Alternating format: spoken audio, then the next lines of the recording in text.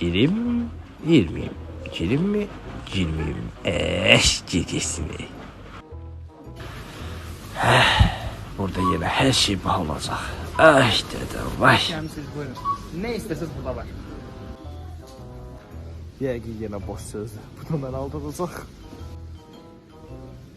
Elə bilir ki, ona yeni keyfiyyətsiz mal göstərəcəm. Amma vallahi elə deyil. Bizdə hamısı keyfiyyətlidir və ucuzdur.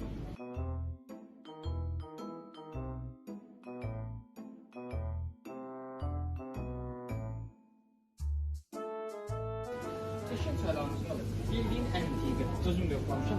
Kesin sən də götürək, sən də götürmək.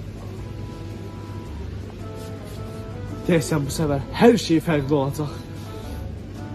Necə qardaş, keyfiyyətimizdən xoşunuz gəldi? Nə yalan deyim, tez oldu, rahat oldu, fərdə keyfiyyətli oldu.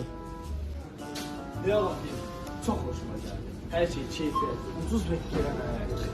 Əlbəttə, bura baxsın.